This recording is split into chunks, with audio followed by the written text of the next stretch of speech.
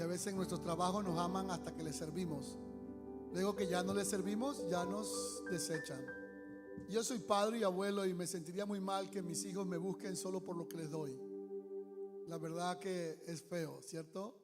Es hermoso que lo busquen a uno por lo que uno es, por lo que usted es. Y ese canto dice que nosotros no busquemos a Dios por las bendiciones que nos da, sino por lo que Él es para nosotros. Amén. Bueno, contentos de verlos hoy. Gracias a toda la iglesia por el servicio del domingo. Un gesto de amor para mí y mi familia que de verdad lo valoramos muchísimo. Muchas gracias, hermanos. Amén.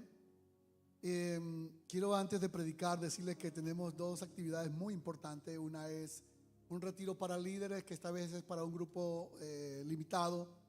Oramos que el año que viene pueda ser para todos. Y lo segundo es que, si tienen allí la imagen del pastor Edmundo, él estará con nosotros en 15 días. Vienen de la ciudad de Guatemala y son una bendición enorme tener estos pastores de una iglesia muy grande, pero muy bendecido, que estarán predicando el domingo de hoy en 15 días con nosotros. Y otra cosa bonita que el Señor está haciendo es que las mujeres hicieron una actividad de verdad muy buena. Yo quiero felicitarlas públicamente a las mujeres y dar palmas a Dios por ellas. Buenísimo, buenísimo. Y los hombres me han dicho que ellos no quieren quedarse como atrás, como que no son capaces. No. Ellos también quieren hacer algo importante. Y tenemos entonces una actividad con los hombres. Vamos a tener con nosotros a un pastor veterano, ya de unos 42 años, no de edad, sino de ser pastor y de estar casado. Casi tiene medio siglo de estar casado. Y hay que aprender de las personas que han vivido más que nosotros. Y va a estar con nosotros también el pastor Melara, que es el supervisor del distrito. Así que va a ser bueno.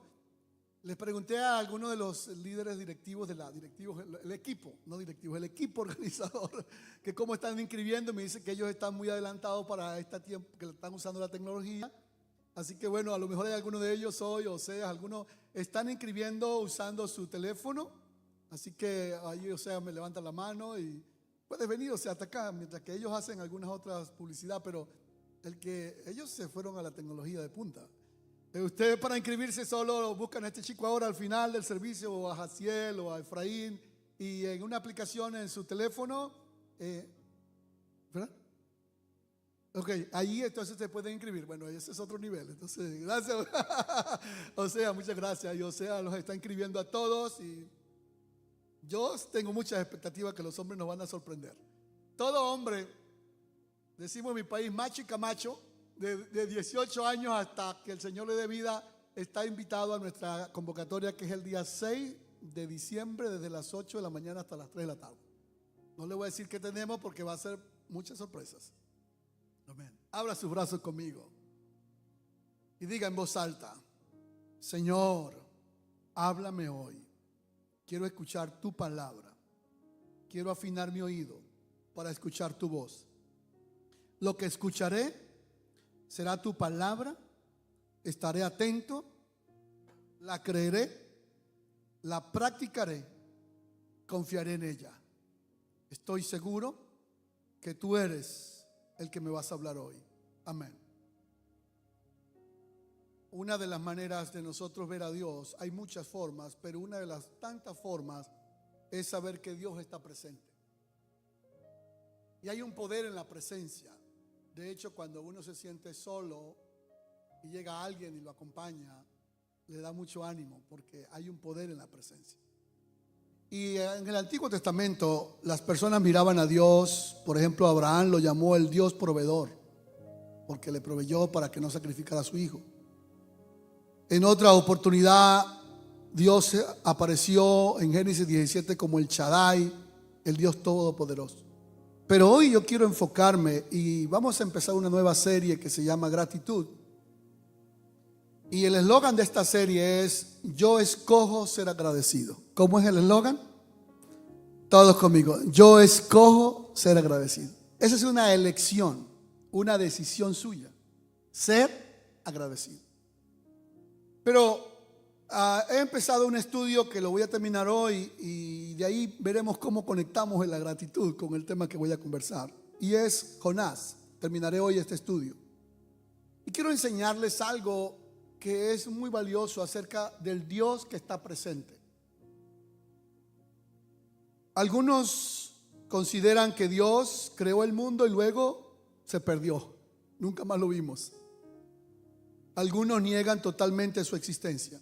Nosotros creemos firmemente que no solamente Dios es creador y es todopoderoso, sino que está presente con nosotros.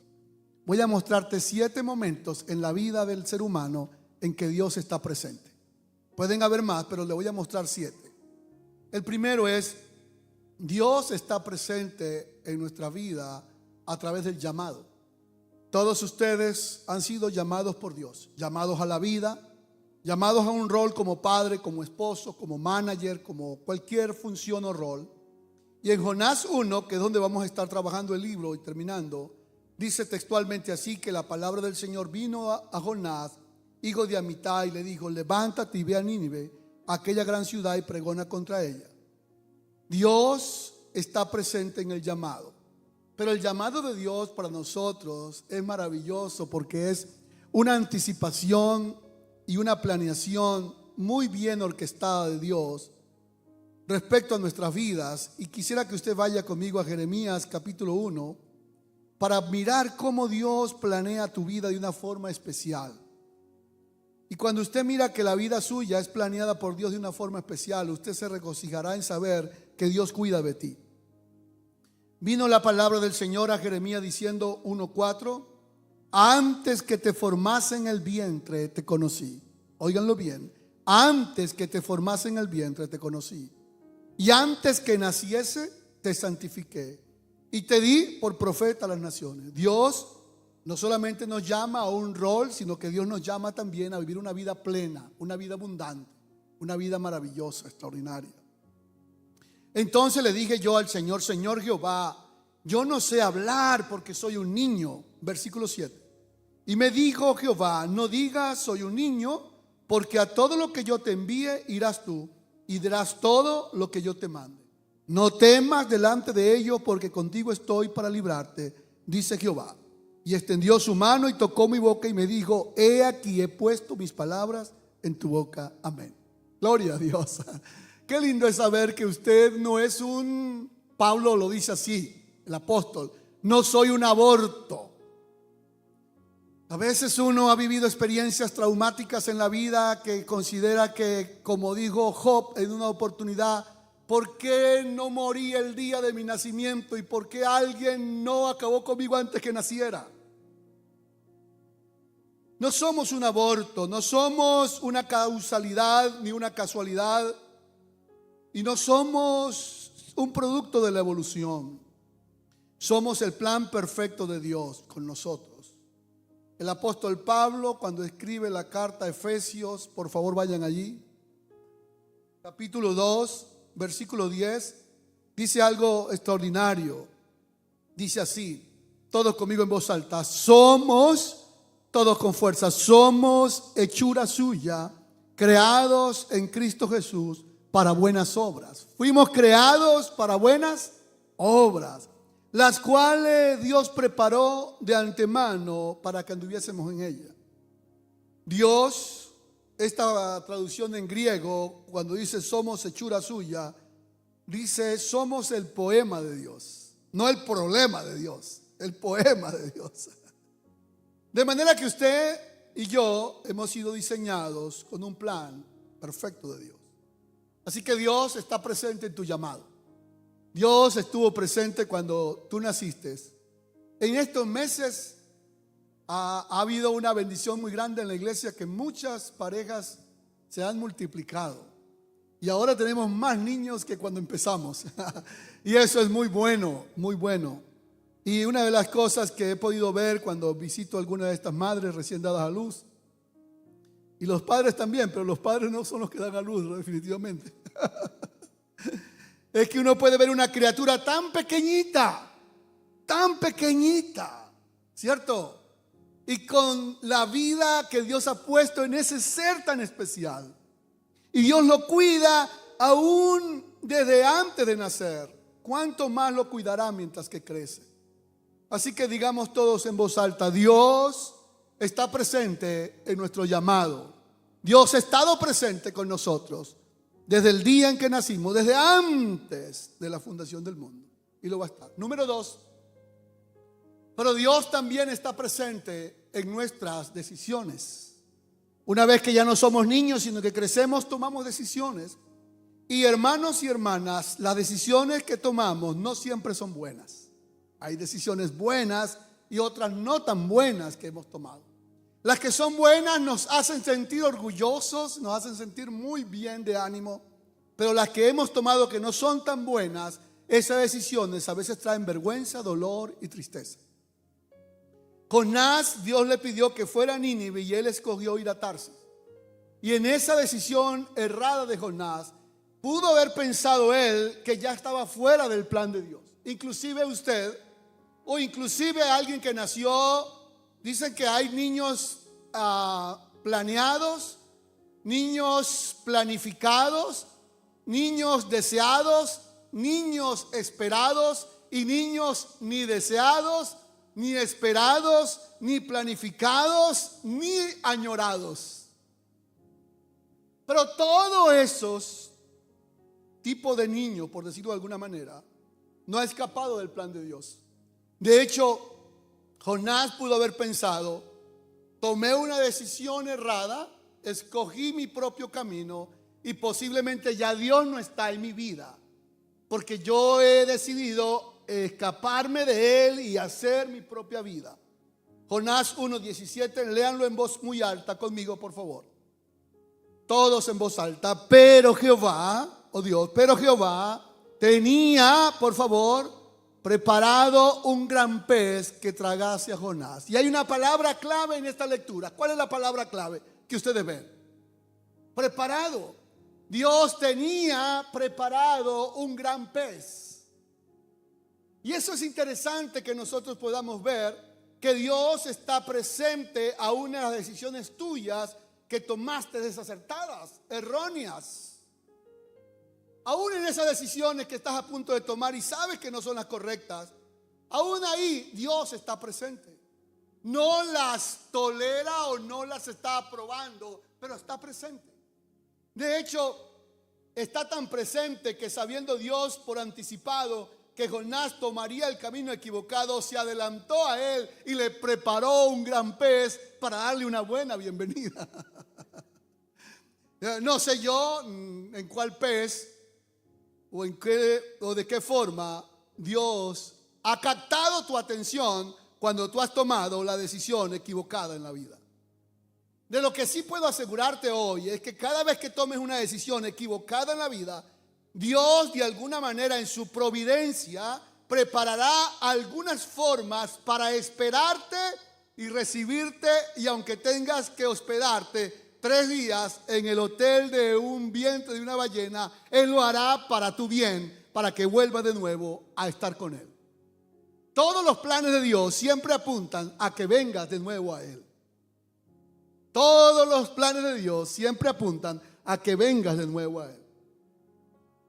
Número 3, pero no solamente Dios está presente en nuestras malas decisiones, sino que Dios está presente también en nuestras victorias y logros.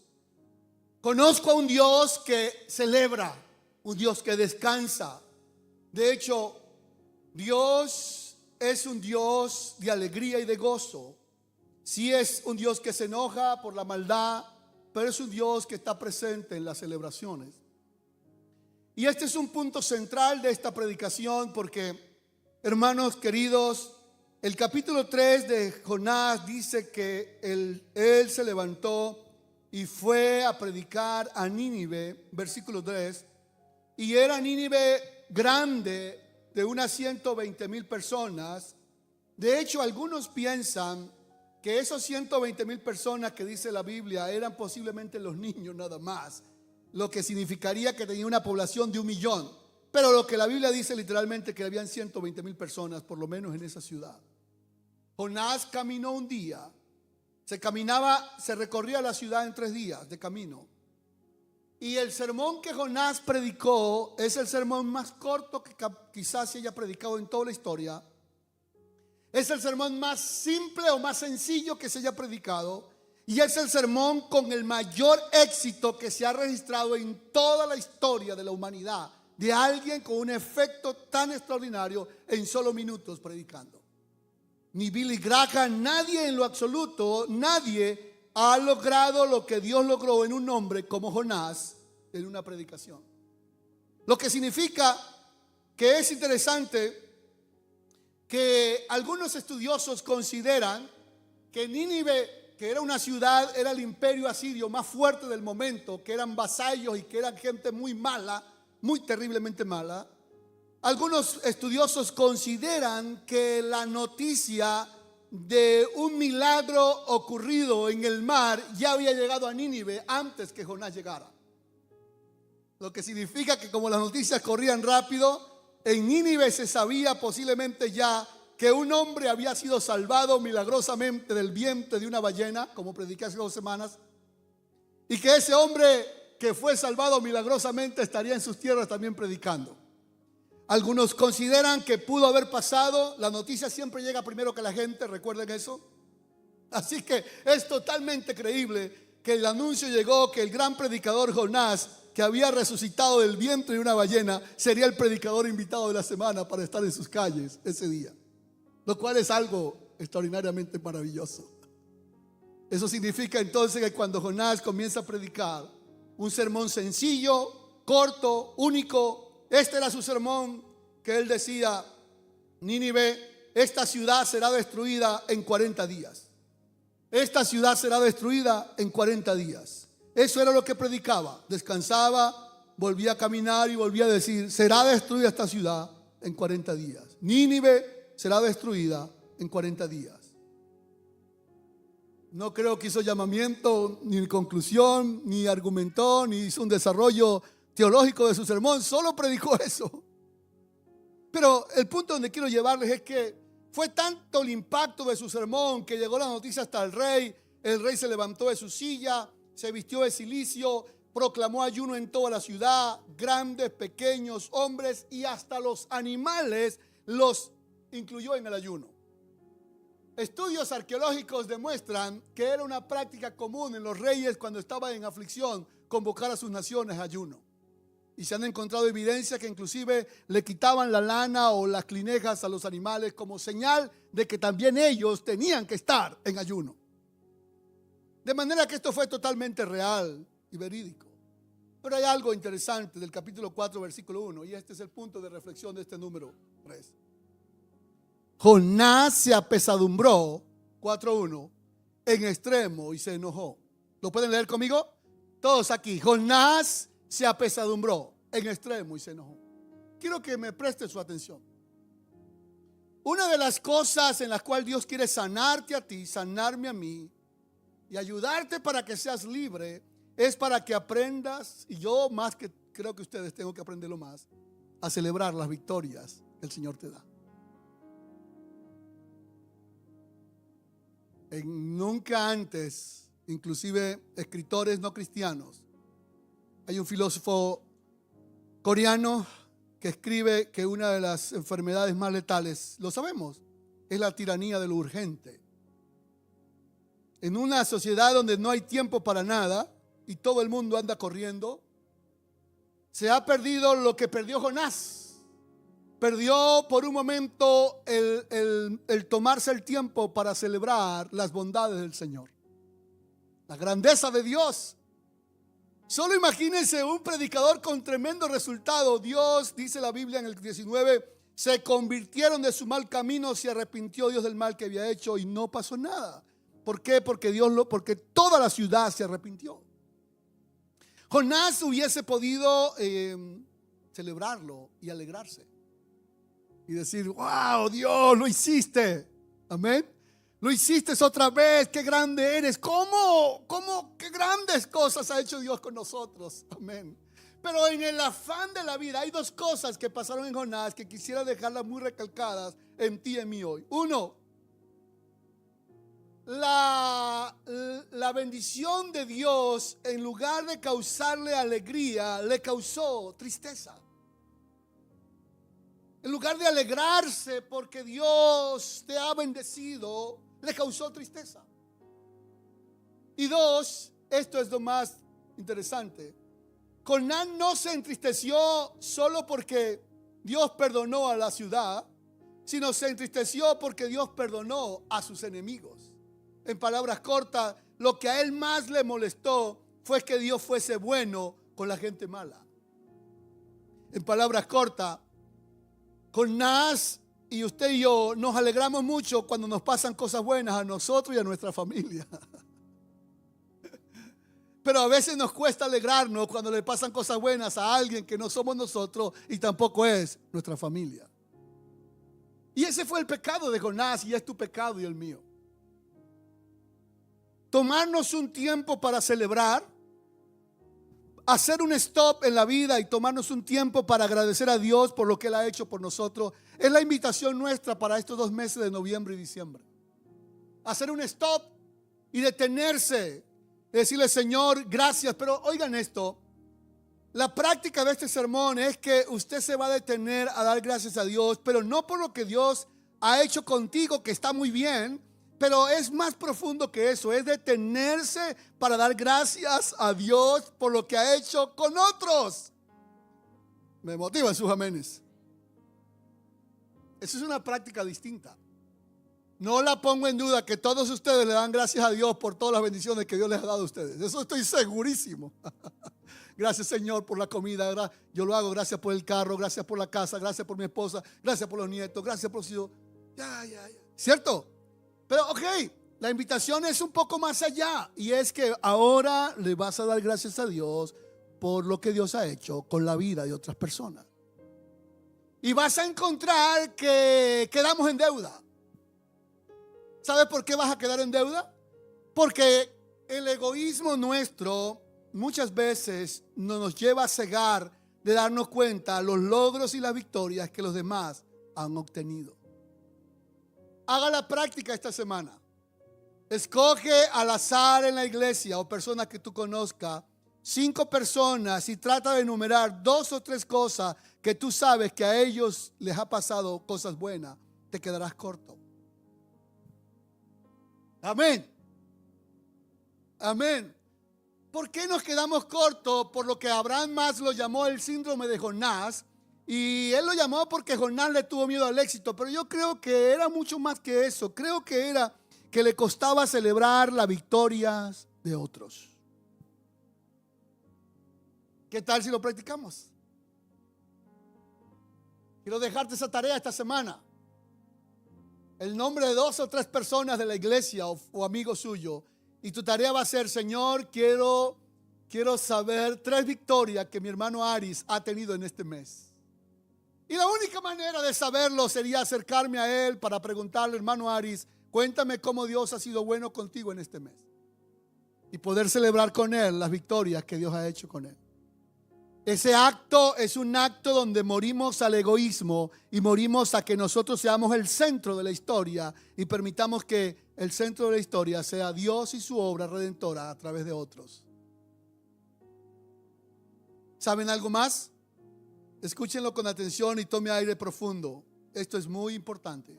Cuando tú y yo no aprendemos a celebrar los logros de otros, sencillamente nos enoja. El no desarrollar la virtud de celebrar los logros de otros nos trae a nosotros enojo. O también dicho de otras palabras, Dios me habló de esto a mí hace algún tiempo atrás y estoy tratando con eso en mí. Escuchen. Muchas veces el éxito de otro te produce enojo a ti.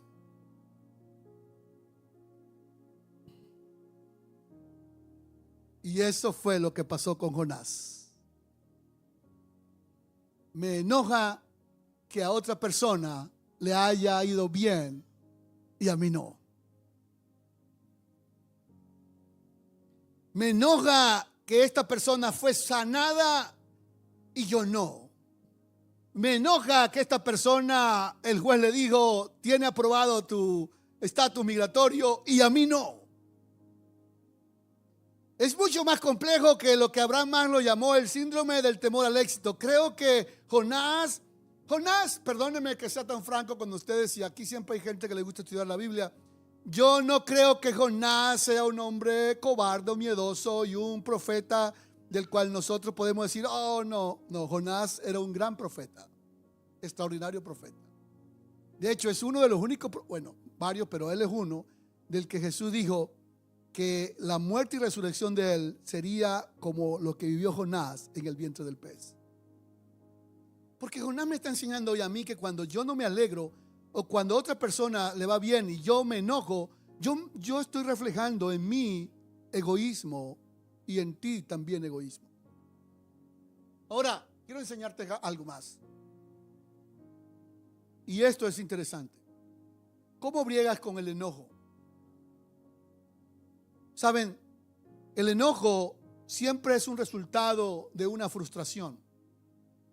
Y la frustración siempre es como el resultado de una resignación o de conflictos no resueltos.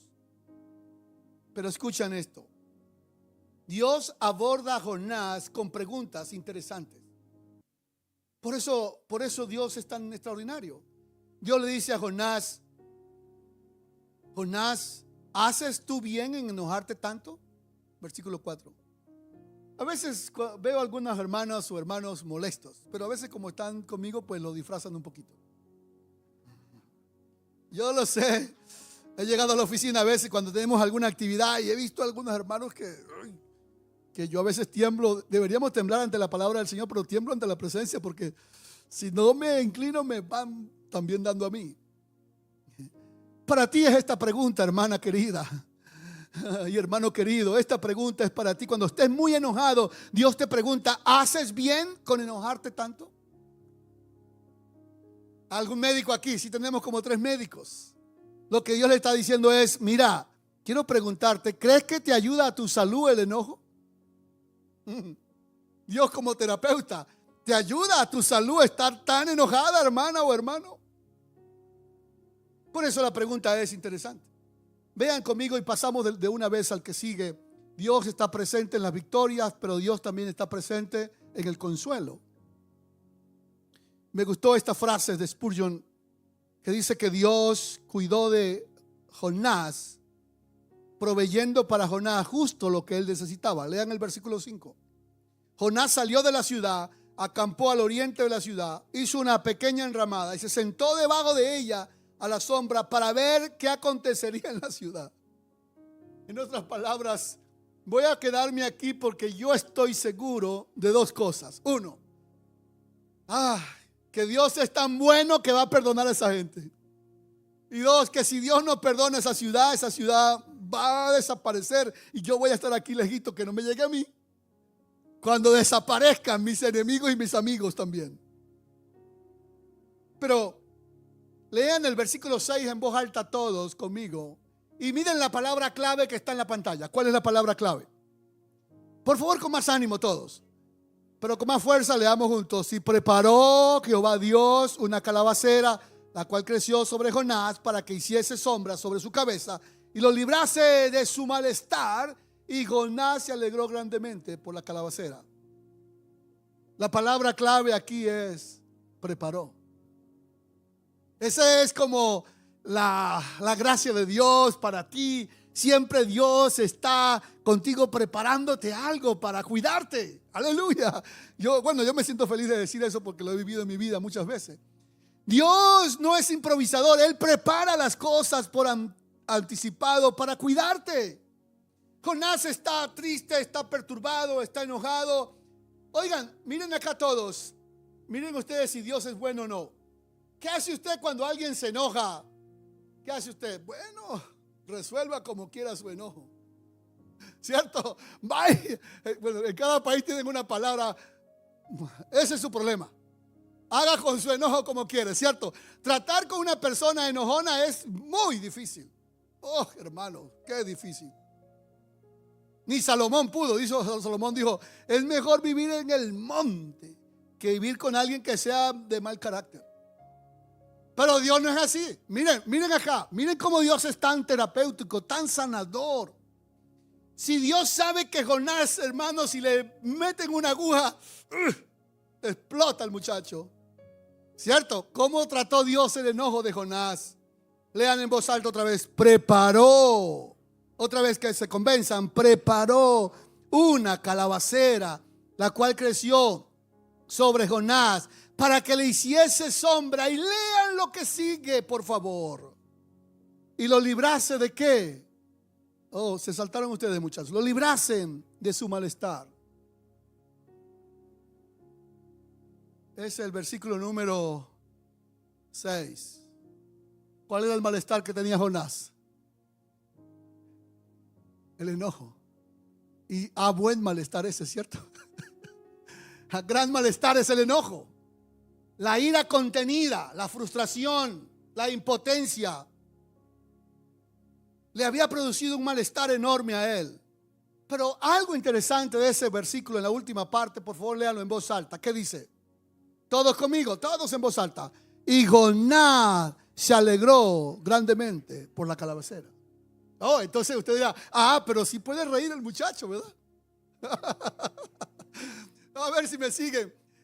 Este texto es impresionante. Lo que quiere decir es que, usted está muy enojado, pero también te puedes reír. Puedes controlar tus emociones entonces, ¿cierto? Si puedes estar que enciendes un fósforo, también puedo entonces sonreír. Así que pudieras elegir estar muy enojado o pudieras elegir estar muy sonriente. Tú puedes elegirlo. Dios Dios hizo una gran cosa.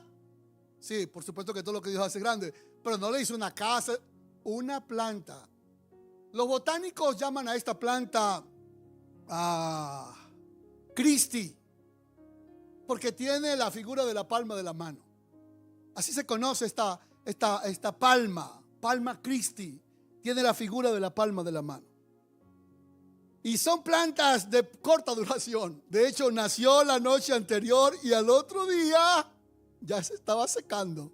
Pero Jonás se sintió como súper feliz. Súper feliz. Y qué bueno que nos sintamos felices al menos un momento en la vida. Así que escriban esto. Dios está presente en el consuelo. Él sabe cuál es la planta justa que necesitas cuando más incómodo estás. Él sabe cuál es la sombra que tú necesitas cuando más desesperado estás. Él sabe cuál es la persona, una autora española la llama persona vitamina, pero Él sabe cuál es la persona especial para darte a ti esa sombra, ese cuidado cuando más lo necesitas. Pero Dios también está presente en nuestras pérdidas y dolores.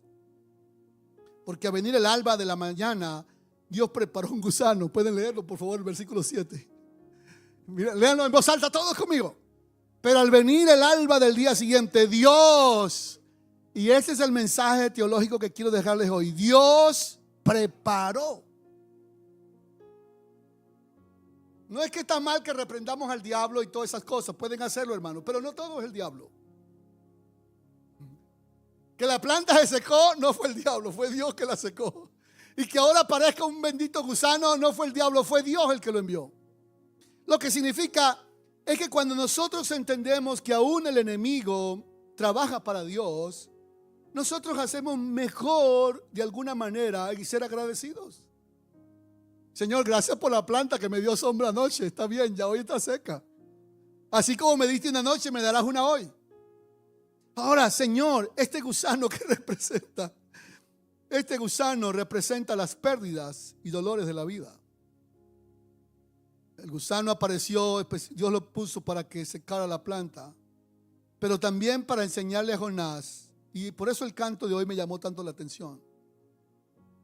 Lo que Dios le enseñó a Abraham es que tú no puedes poner tu mirada en las bendiciones y en lo que recibes, porque son temporales. Tienes que poner tu mirada no en la planta que te da cobertura, sino en el que creó la planta para que te diera sombra en la vida. Cuando tú y yo ponemos nuestra mirada en la planta, en el trabajo, en cualquier cosa que nos da estabilidad, y cuando eso es quitado, quedamos desestabilizados completamente, porque no tienes el enfoque correcto.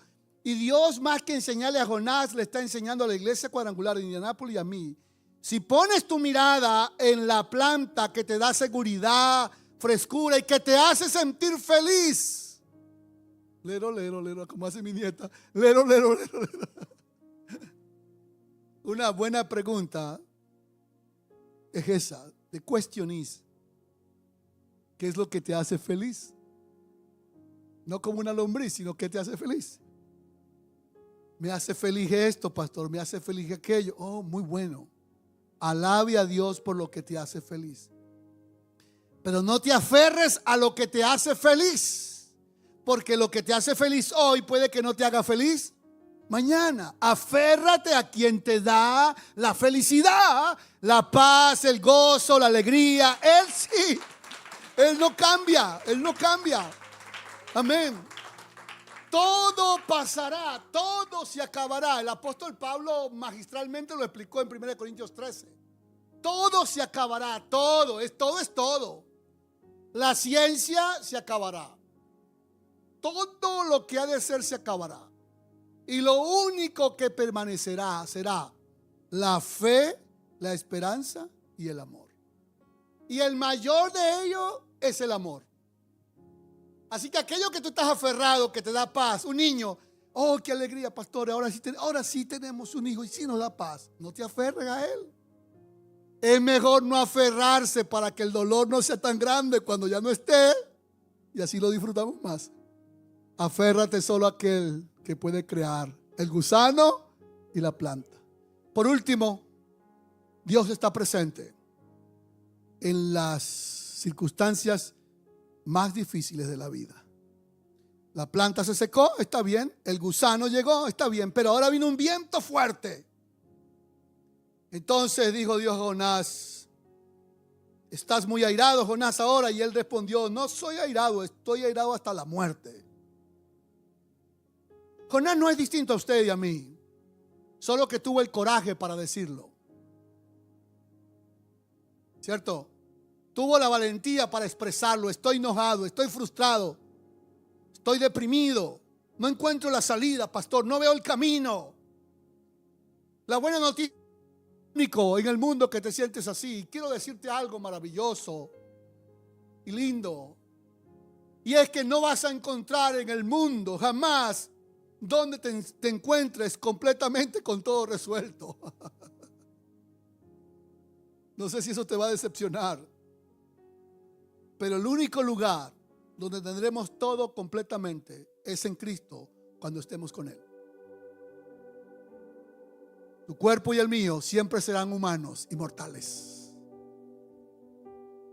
Hay que aceptar esa realidad. Te enfermarás como se enferman todos, aunque seas el hombre más atlético, y aunque no comas esto, aquello, lo otro.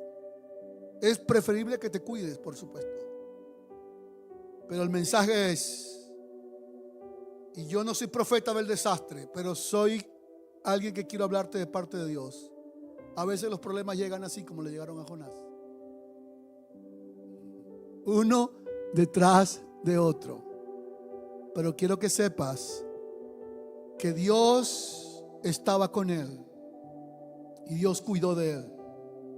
Dios quería mostrarle a él que él no quería tenerlo enojado hasta la muerte. Quería que supiera cuán grandioso era su ministerio y su vida. Qué lindo es el Señor. Y Dios quiere mostrarte a ti, hija, hijo, hermano, que no te frustres por lo que no puedes lograr en la vida, o que no te frustres cuando las cosas no te salen como tú quieres que salgan. Recuerda que Dios prepara todas las cosas para su bien, y en su soberanía Él sabe lo mejor que tiene y quiere para ti. No deje que el enojo, la frustración te arruinen el gozo y la felicidad, la paz.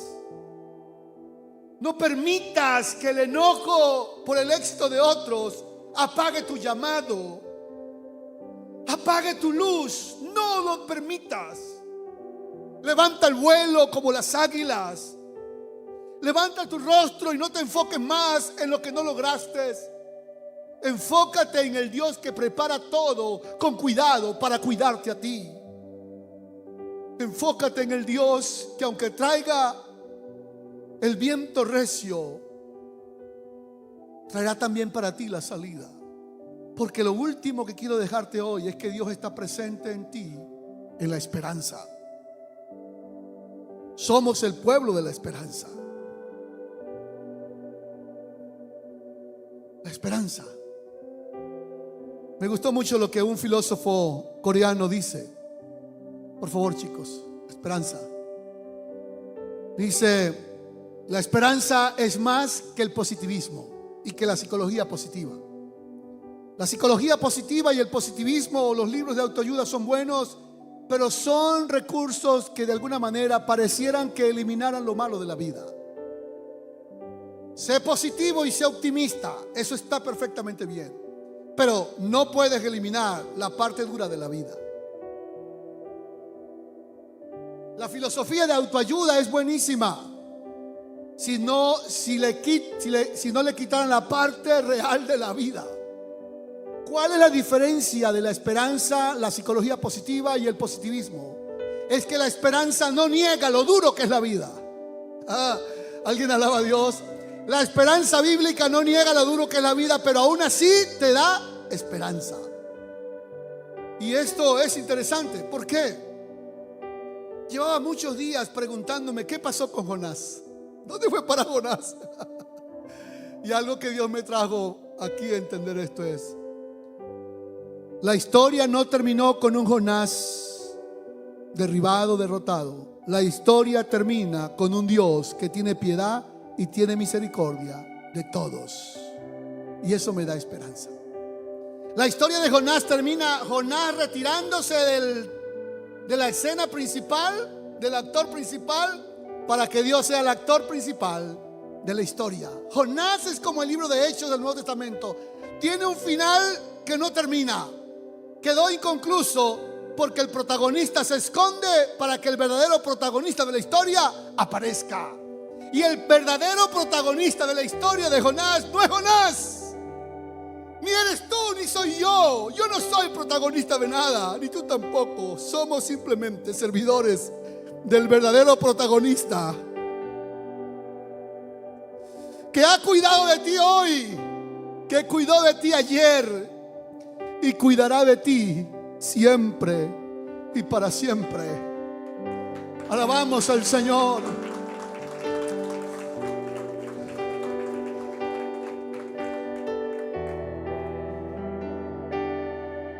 No sé cuántas veces habrá venido contra ti ese viento duro en la vida, pero Dios está presente. Ese tipo de viento era conocido por ser muy fuerte. Como sé que siempre los que escuchan mis prédicas van a las redes a verificar cosas o buscar información, se llama siroco. No sé cuántas veces siroco ha venido a tu casa. Siroco era un viento tan recio que convertía la temperatura y la ponía tan caliente que la gente se desmayaba. Ese viento, aunque golpeó a Jonás, no lo mató, porque Dios cuidó de él. Padre bueno, qué hermoso es saber que tú preparas todo para nosotros, para tu gloria. ¿Quieren alabar conmigo a Dios así? Señor, yo no había entendido antes cómo tú preparas todo. ¿Alguien quiere decirle: Señor, preparaste este país para que yo llegara aquí? ¿Preparaste el vuelo en que llegamos o en la forma en que llegamos a esta nación? ¿Preparaste la casa donde vivimos? ¿Preparaste la iglesia donde nos congregaríamos? ¿Preparaste el trabajo donde estaríamos? ¿Acaso tú conocías a los amigos que tienes hoy aquí en la iglesia? No. Qué lindo es Dios. Yo no conocía a ninguno de ustedes, pero Dios lo preparó de antemano para nuestro bien. Y el Dios que preparó de antemano para nuestro bien y para gloria de su nombre, también ha preparado lo que viene de aquí en adelante. Él tiene preparado dado todo por adelantado para que tú estés bien. Para que tú sepas que Él está contigo, que el Señor no te dejará y no te desamparará. Y aunque estés angustiada o angustiado, puedas confiar plenamente en el Señor. Oren conmigo así al Padre, en voz alta todos, díganle: Padre bueno, gracias porque hoy he aprendido que tú tienes todo preparado para mi bien y para tu gloria. Nada, absolutamente nada, te toma de sorpresa. Gracias por abrir mis ojos y darme confianza. Que aún lo que yo no veo, aún lo que no sé, puedo tener confianza que tú has preparado todo para nuestro bien. Y aunque parezcan difíciles las cosas, pueda entender que tú la has preparado para nuestro bien y para tu gloria y para tu honra. Denle alabanzas al Señor. Denle alabanzas al Señor. Denle alabanzas al Señor. Aleluya. Gloria a Dios.